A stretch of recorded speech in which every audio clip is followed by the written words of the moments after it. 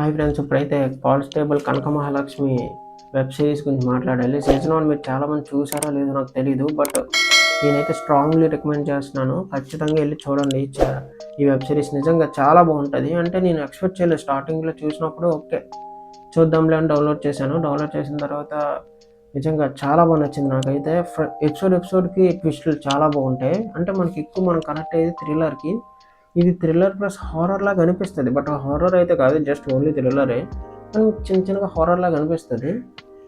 Main ఏంటంటే ఇందులో ఆ స్టోరీ ఏంటో ఎలా వెళ్ళింది అనేది వెబ్ సిరీస్ ఫస్ట్ 1లో మొత్తం రివీల్ చేసేసారు. బట్ ఇప్పుడు సీజన్ 2 ట్రైలర్ రిలీజ్ చేశారు. సీజన్ 2 ట్రైలర్లో అంటే 1లో మనకి లాస్ట్కి ఏం తెలుస్తుంది అంటే తన ఫ్రెండ్, హీరోయిన్ ఫ్రెండ్ చంద్రిక అని ఒక అమ్మాయి మిస్ అవుతుంది.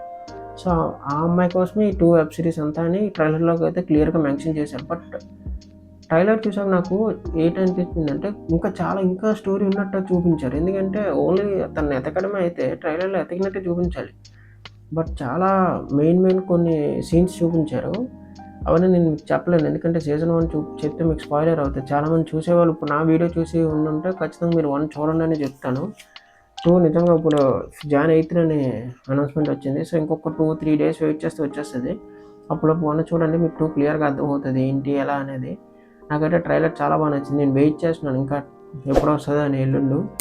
ఎల్లుండి రాగానే ఖచ్చితంగా మన ఛానల్ రివ్యూ అయితే వస్తుంది. అప్పుడు మన ఛానల్ సబ్స్క్రైబ్ చేసుకొని లైక్ చేయండి, షేర్ చేయండి, కామెంట్ చేయండి. ఉంటాను.